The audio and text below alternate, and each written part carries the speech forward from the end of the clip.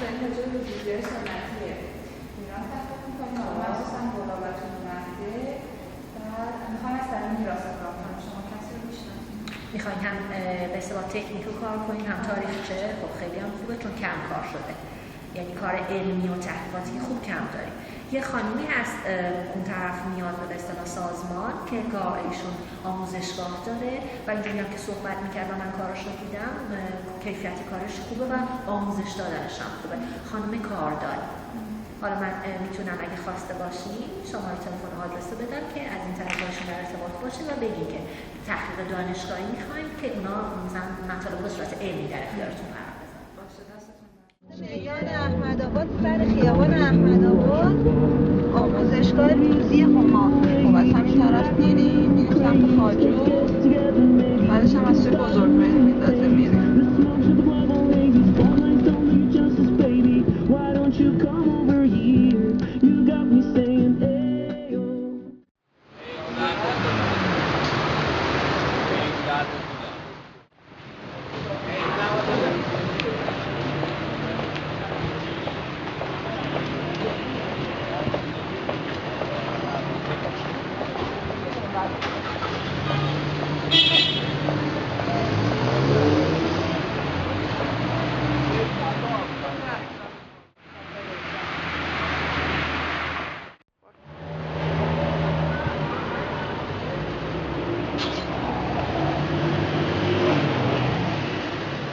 آموزشگاه هما از بچه‌های دانشگاه هنر اصفهان هستیم. اگر من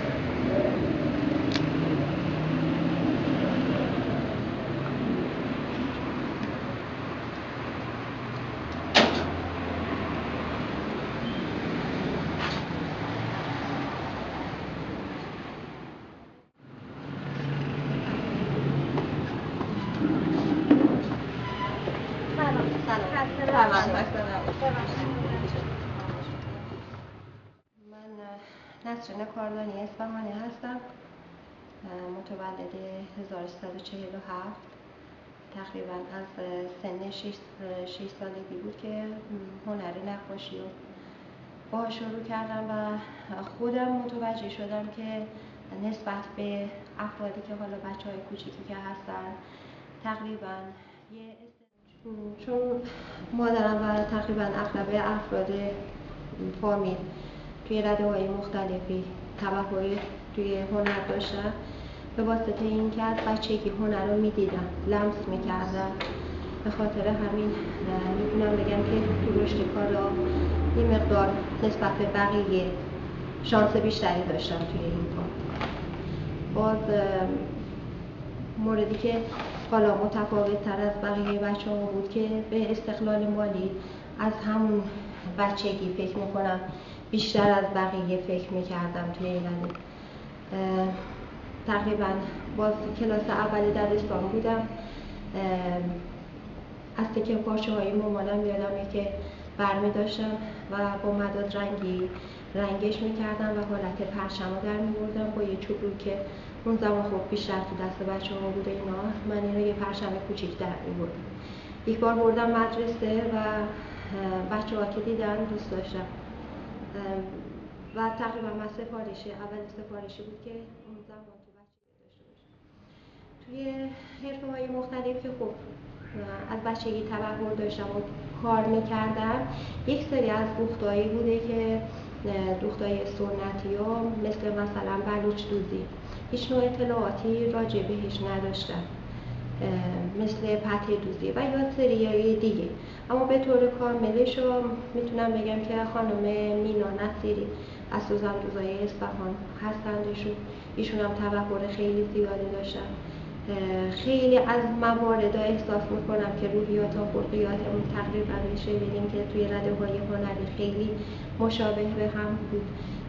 ایشون هم باز رشته اقتصاد بودن و از بچگی همچین فعالیت‌های هنری رو داشتن، حالا به سبک‌های مختلفی و از خلاقیت و ابتکار و نوآوری زیاد استفاده می‌کردم و در عرض 40 روز میتونم بگم که ایشون زحمت زیادی کشیدن و من تونستم که تقریبا هر صفحه سوزندوزی رو زیاد.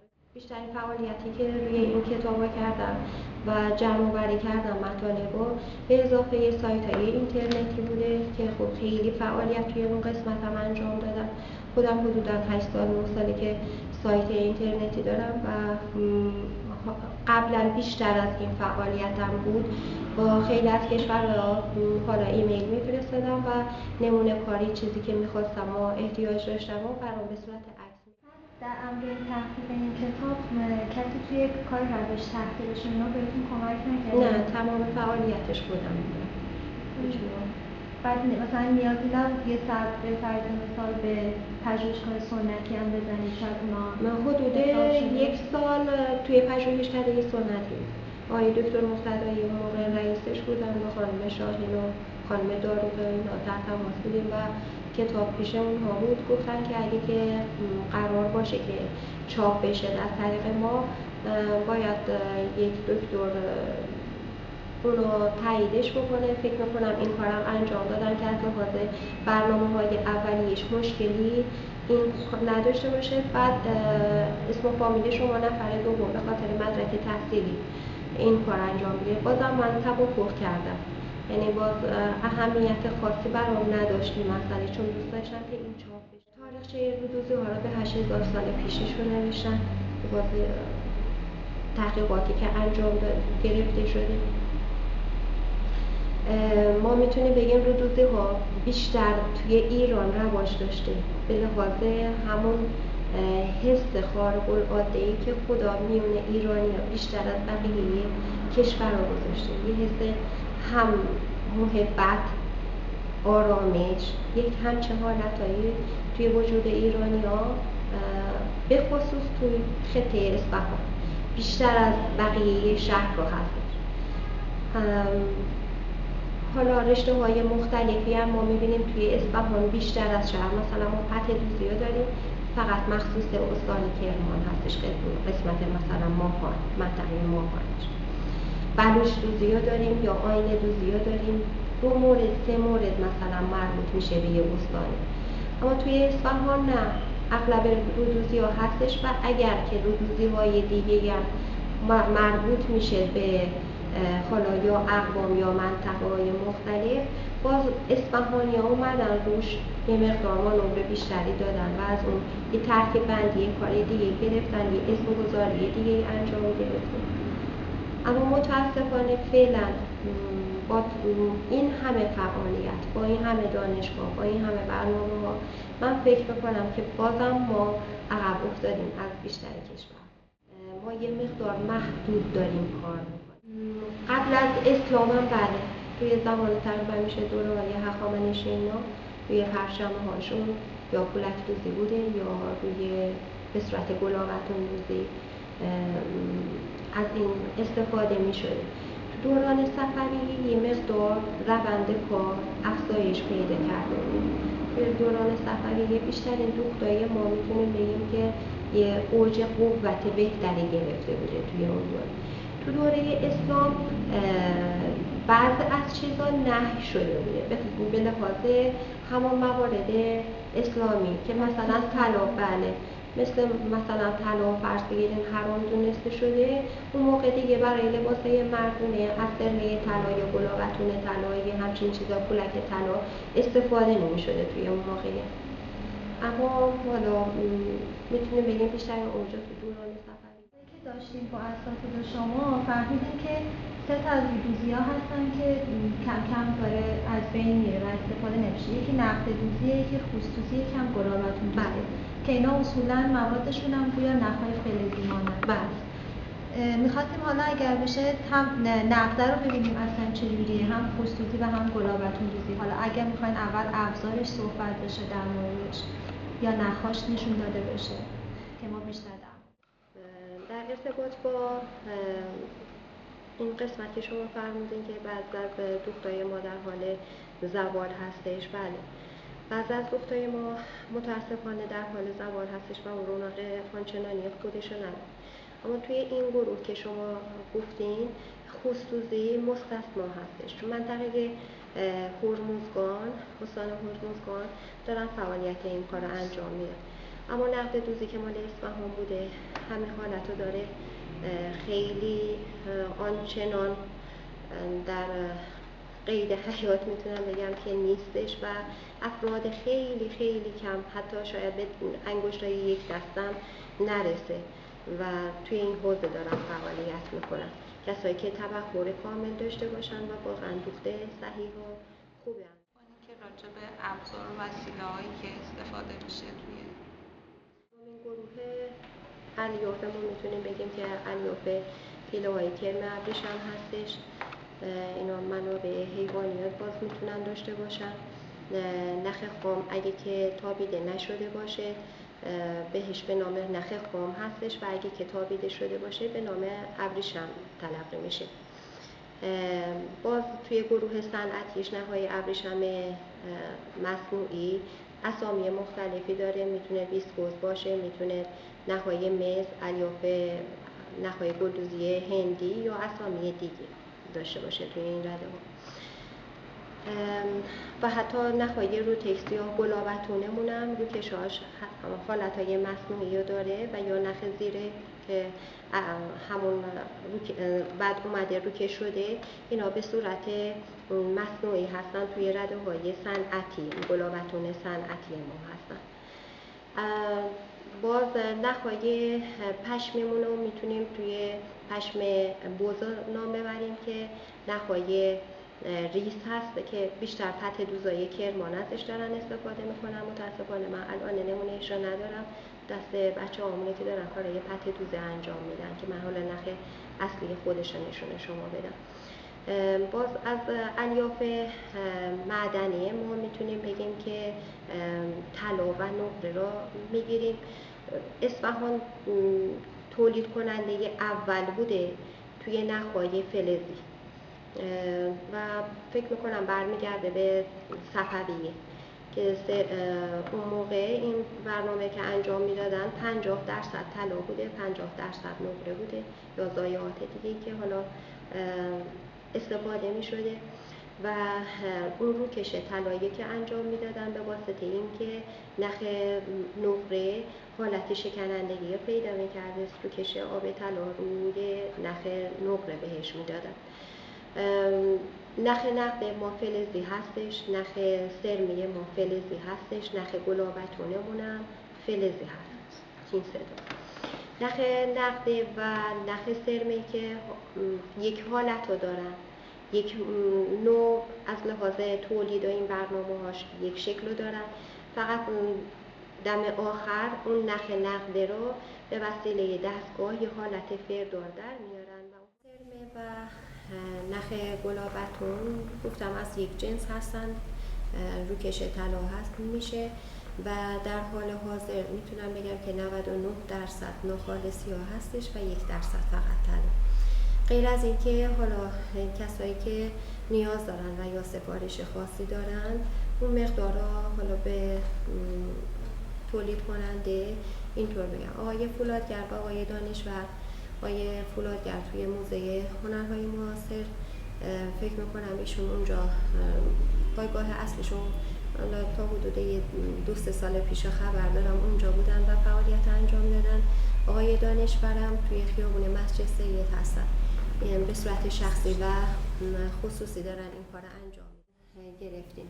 آقای فولادگر اینو ساختش کار کردن. ویژگی های نخ گلابتون چیه؟ نخ گلابتون یک نخ ابریشم خام در زیر این نخ هستش، این قسمت و بعد روکش طلا روی این شده. توی قسمت صنعتیش هر دو تاش هم نخ ابریشمش و هم روکشش هر دو تاش حالت مصنوعی داره. ما توی این قسمت هر دو تا حالت طبیعی داره. باز ما این قسمت مثلا ضایعات کاری هم نگه می‌داریم جدا، اما ضایعات نخهای مصنوعی ریخته میشه. توی قسمت مثلا سرمه طلامون یا نقده طلا ضایعاتی که به دست میاریم 2 مرتبه برمیگردونیم به اون کارگاه، از اون خرید میکنن، این خود طلا میمونه. موقعی که شما خرید میکنید دست مستاختشون کم میشه. توی این قسمت هم همینطور مستاختشون کم میشه و به این صورت ما میتونیم فعالیت 2 مرتبه‌ای داشته باشیم و هزینه دیگه جایگزینش میکنیم. الان این سرمه طلا هستش، نوع تراشش باز ضایعاتی که توی این قسمت داشتیم ما مال یک کاری بوده، اون سرمه سادش هستش و اینم سرمه تراشش. اینا با همون 1% طلا هست که انجام گرفته. یه سفارش تابلوی یا علی بوده که برای یه خانم بوده دوخت کرد. سرمه و یا نقد اگه که در معرض هوا قرار بگیره سیاه میشه، یعنی این حالا بیرون مونده و حالت سیاهی به خودش گرفته. البته موقعی که دوخت انجام میگیره ما این نوع کارا میدیم پرداختش میکنن و 2 مرتبه همون رنگ طلایی به خودش میگیره، زردی خاص خودش رو برمیگردونه بهش. توی اگه که باهاش هم کار نکرده باشیم جزو ضایعاتمون میشه، ما برمیگردونیم به حالا اون کارگاه تولیدی، اون دستمزد کم میشه و 2 مرتبه میتونیم جایگزین بگیریم. توی قسمت نخ خوست و تقریبا نخ روتکس یکسان هستش. البته مارک کارخونه هست، ما خیلی از نخامون با نام کارخونه ها شناخته میشه، با همون برنده کارخونه هستش. مثلا میگیم نخ مس، همه متوجه میشن چه نوع نخی ها مد نظرشون هستش از لحاظ براقیت، از لحاظ کیفیت، اینا تمام دیگه دنبال اون نخ مز میاد. نخ روتکس هم یه همچه حالتی رو داره. نخ خوست عرض داره، پهنا داره و به صورت پلاستیک هم هستش. بعضی ها نخ نقد رو با این اشتباه میگیرن. نخ نقد فلزه، نخ خوست پلاستیکه جنسش. این میتونیم با یه فندک امتحان بکنیم، بلافاصله ذوب میشه، آب میشه، ولی نخ نقد این حالت رو نداره. تو گویش‌های قبلی مثلا هول و هوش 25 این طورا 20-25 سال پیش معمولا نخ نقد رو باز به نخهای گلدوزی با چرخ هم یا حالا میگیم با بهش نخ روتکس به اونم میشناختن. این گونه تقریبا نخ هستش که یه سریش با چرخ انجام میگیره، یه سریش هستش که با دست کار میشه. این تصور اشتباه به خاطر این بوده که اغلب گلدوزی‌های با چرخی که انجام می‌گرفت به صورت زری دوزی بود. زری دوزی‌ها که کار می‌کردن، حالا یه خانواده‌ای که دوست داشت این کار انجام میداد، بعداً این دیگه به مراتب دختر عمه، دختر خالم همون مدل دوست می‌داشتن و این کارا. و به بعضی‌ها زری دوزی‌ها بهش میگفتن نقد دوزی، در صورتی که ما نقد دوزی اصلاً با چرخ نداریم. نخ نقدی که طلا هستش رو نمیتونیم وارد چرخ بکنیم، با سوزنش هم به سختی دوخته میشه، کار خیلی سخته دیگه، چه برسه به این که ما بخوایم داخل چرخ بکنیم.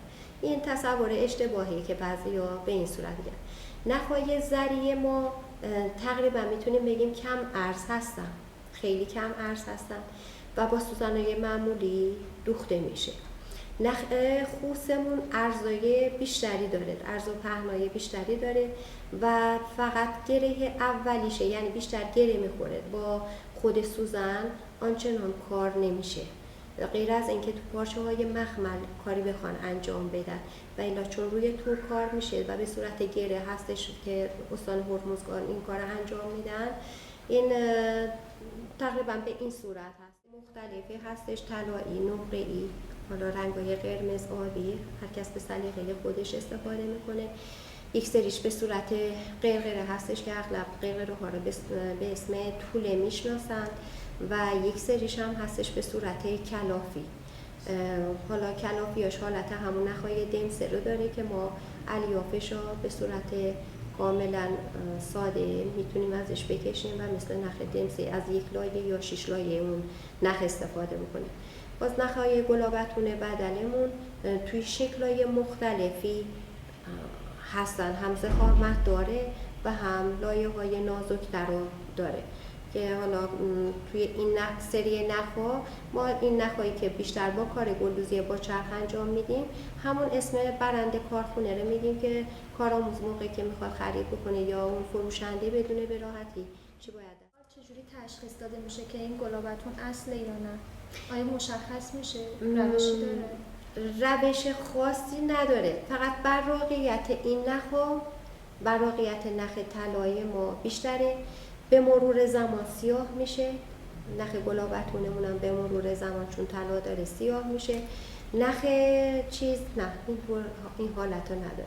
یعنی اگه ما دو تا رنگ کنار هم بگذاریم، الان نخ شباهت به هم داره، اما حتی بگذاریم اون موقع یعنی نفری که کار میکنه متوجه میشه و تشخیص میده که این حس تجربیه، اینطوری میتونیم بگیم که به صورت و بعدم فقط از طریق حالا الیافش رو میتونیم از طریق سوزوندن متوجه بشیم که حالا این حالت طبیعی داره و این حالت مصنوعی داره. یعنی اون یکی که طبیعی نمیسوزه؟ این که طبیعی هستش نمیسوزه و این که مصنوعی هستش چون که الیافش کاملا بله پلاستیکی هستش سریعا. امکانش هست الان امتحان بشه؟ بله میشه این کار انجام بده. این حالت ذوب آب شدن رو ببینین توی فلز این حالت رو داره. این سری حالا نخ روتکس ما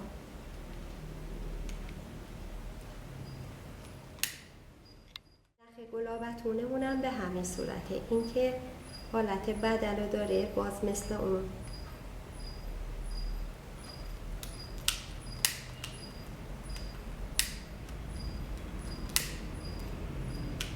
سری آتش میگیره میگه پلاستیکه.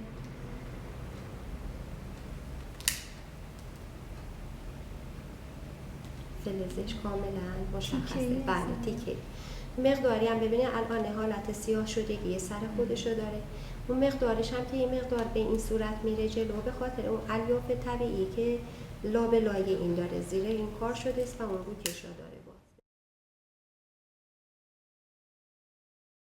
در حالت معمولیش باز من ببینید سریع میخواد ببره بالا.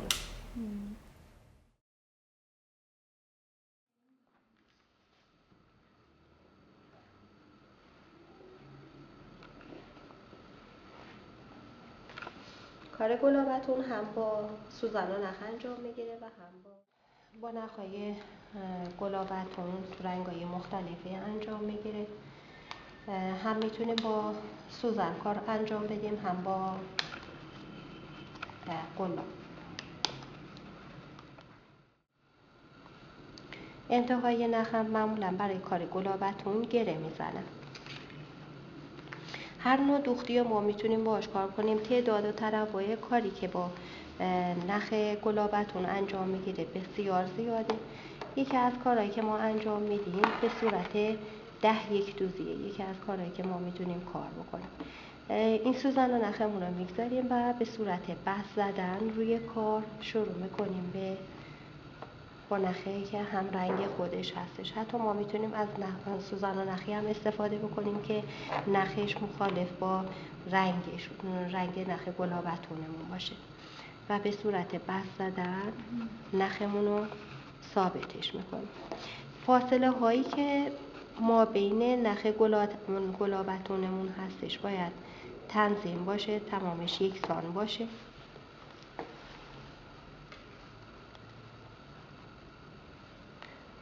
بستامون نباید حالت درشتی داشته باشه توی کار. معمولا از همون جایی که سوزن در میاد 2 مرتبه همون قسمت فرو میره توی پارچه که حالت خط عمود روش بگیره.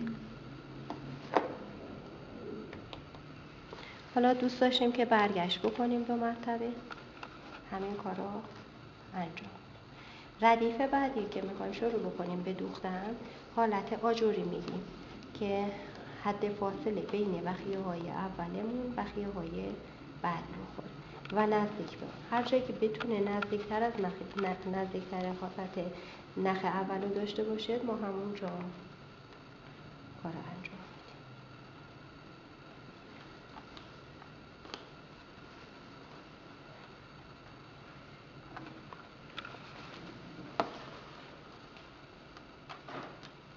گلابتون دوزی هم میتونه با گلدوزی ابریشمی انجام بگیره، هم میتونه خودش یک دست فقط ما نخواهی گلابتون رو توی کار داشته باشیم. هم میتونه به صورت نمایه هایی از نخ گلابتون اون کار ما رو تزیینش بده.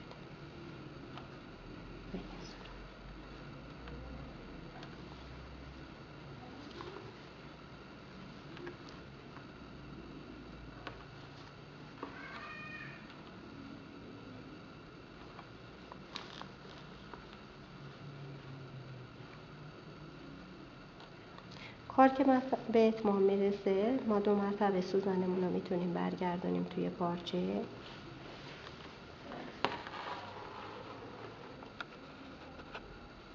و بعد اون انتهاشو ببندیم و خود نخ رو تکسمون هم به همین صورت کار.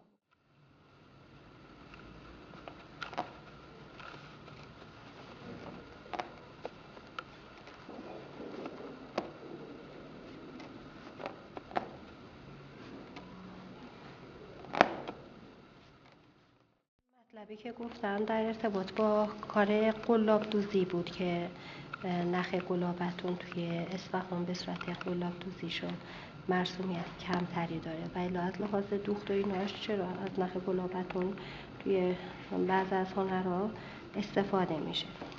بیشتر قلاب دوزی توی اصفهان از نخهای عمامه کار میشه که حالت رنگ دو رنگ یا هم رنگ پارچه رو کار میکنه. این حالا هر نوع طرح چیزی باشه ادامه میدیم. ما این دست دوممون تقریبا تمام انگشتای ما در حرکت هستش. شستمون و انگشت سبابه حرکت اولیه نخا داره. انگشت سوم و چهارم و پنجممون هم حالتی داره که مهار کننده، به خصوص 2 تا انگشت آخر ما حالت مهار کننده رو داره. این شست ما بعد برمیگرده روی توی اغلب هنرها ما یکی از دستامون دخالت داره و انگشتاش و اون دست دوممون فقط گیرنده یا مهار کننده یک نقطه کار میکنه. اما توی اینجا نه نخا فعالیت، حتی اینکه سر قلاب ما تا چه میزانی بیاد پایین، اینا رو ما تمامش رو با انگشتای دست دیگه‌مون داریم لمس میکنیم. نوع دوخت دیگه که ما میتونیم با نخ گلابتونمون داشته باشیم استفاده از پولکه توی کار. دوختای خیلی زیاد، تعداد دوختی که با نخ گلابتون انجام میگیره بسیار زیاده.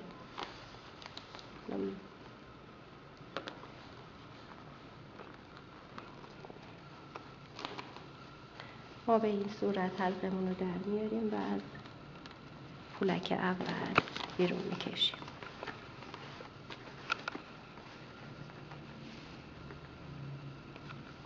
دو مرتبه پولک بعدیه میگذاریم روی کار.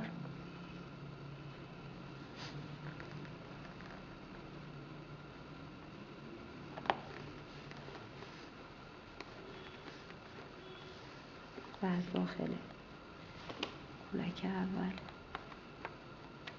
بیرون میکشیم.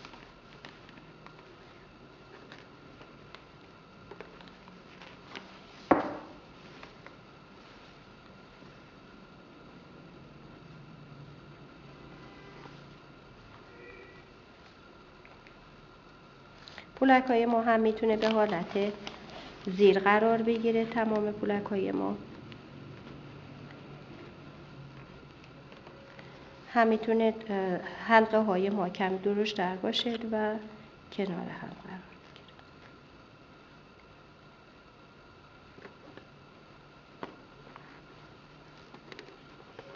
رنگ پولک ما به همین صورت که هست میتونه تیره و روشن باشه، میتونه هم رنگ خود نخ گلابتونمون کار بشه.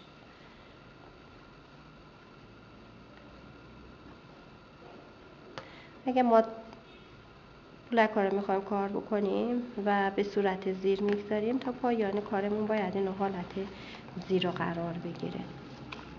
آخرین کاری که ما انجام میدیم و انتهای کار ما میرسه، 2 مرتبه مثل قبل این گره رو میزنیم. قلاب دوزی برای اکثر افراد که به خصوص تازه روز اولش نمیخوان شروع بکنن موقعی که میخوایم انتهای نخ رو دیگه به اتمامش برسونیم، قلابو برعکس میاریمش به جهت بالا و اون گره‌ای که داره رو میبریمش به طرف پشت کار. به این گره معمولا میگن گره چینی. اون سر حلقمون که اومده به طرف پشت ما نگهش میداریم. این انتهای نخمون رو میتونیم دیگه بیچینیمش و از داخل این حلقه ردش کنیم.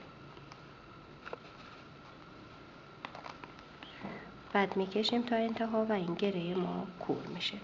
بهش میگن گره چینی.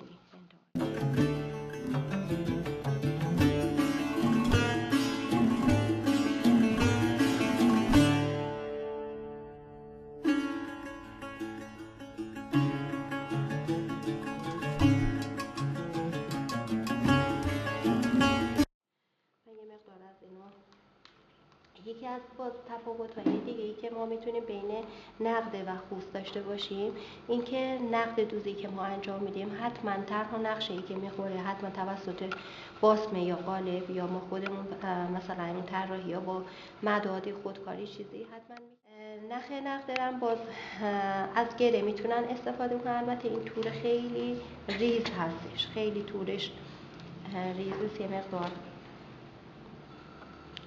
از لحاظ دوختی سخته. اگه که اینو ما با سوزن و نخ کار بکنیم خیلی راحت تر. اصولا با سوزن و نخ کار میشه؟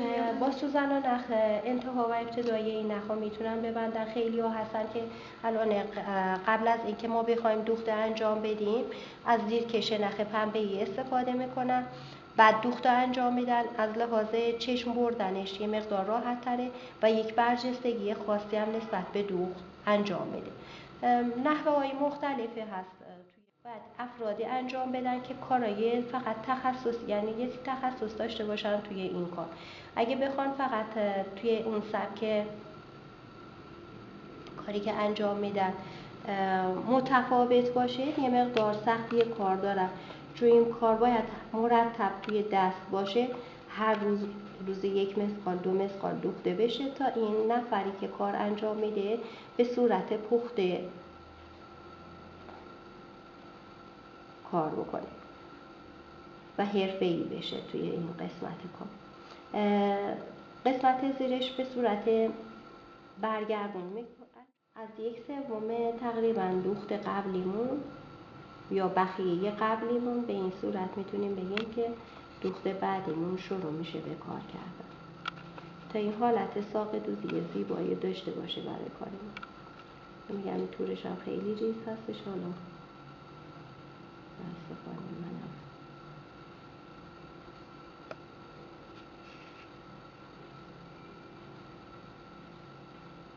اگه نشد روی اون تور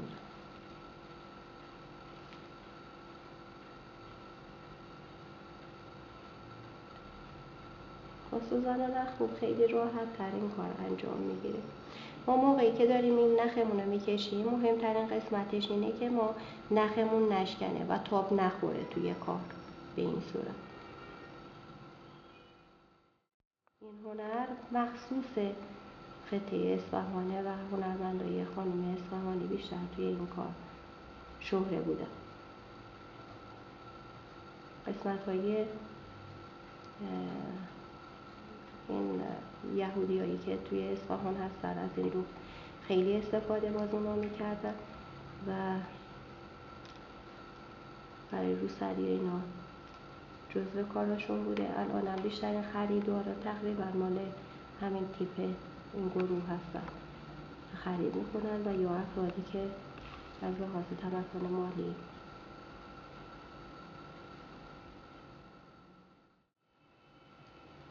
اینو دوختم نیاز داره باز سنگ روش بخوره یا که نه توی این دوخت قاعده‌ای نداره که ما قاعده کاری نیستش که ما بخوایم از ابزار و مهره‌های تزئینی توی دوخت استفاده بکنیم. من آن دارم ساق دوزی زنار رو انجام میدم که حالت مورب دوزیه اما هم حالت مورب موازی قرار میگیره و یه قسمتی از حالا طرح‌ها پوشش میده.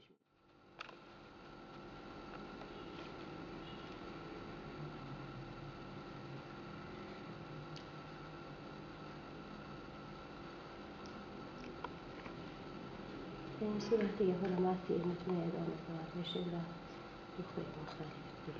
این کل این قسمت فضا رو میپوشونه، این طرح رو میپوشونه؟ نه که نه فقط دور تا دور؟ نه، من فعلا فقط روی خطمون رو میتونم هم یه همچین کاری انجام بدم که این قسمت رو کاملا پوشش بده. امکان مرمت هم دارن اینا اگر مثلا یه جایش بله، خود تورش ما میتونیم به صورت حالا مرمت کردن این کار رو انجام بدیم و مورد خاصی نداره.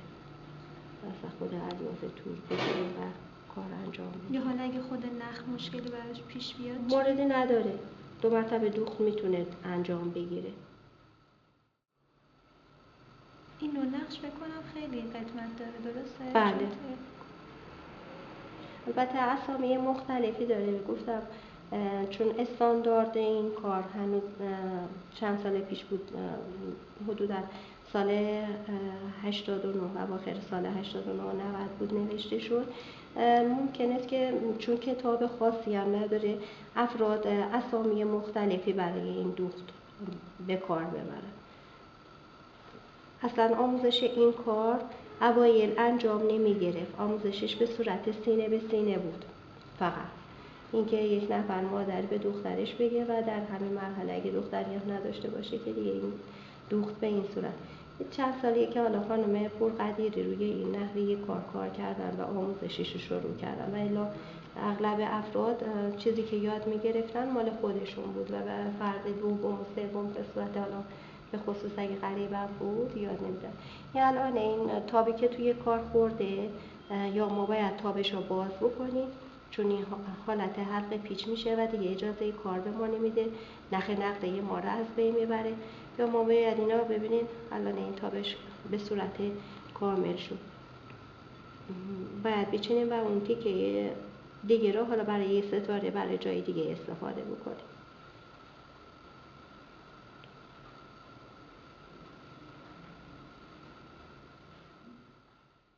میتونه پر بشه که یه حالت برجستگی هم این دوخت ما پیدا بکنه. در همه مرحله ما میتونیم اینا قسمت زیر ببریم و دیگه حالت کور کردن.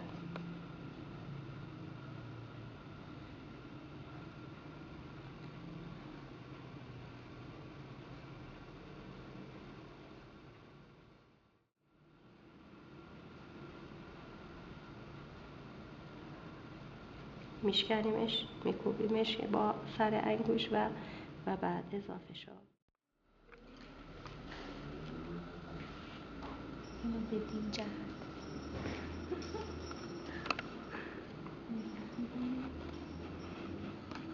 شما دیده بابا این شمارش خاصی نداره که ندارم.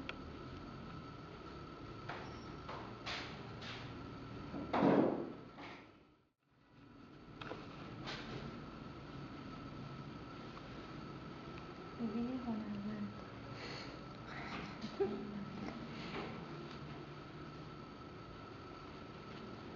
تاب خورده خانم تابش هم دیده که مشکلی ازش پیش نیاد.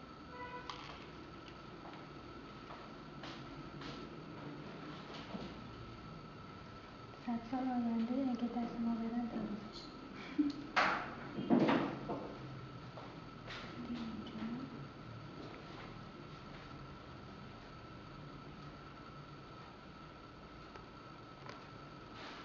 ناخونم بلندم اذیت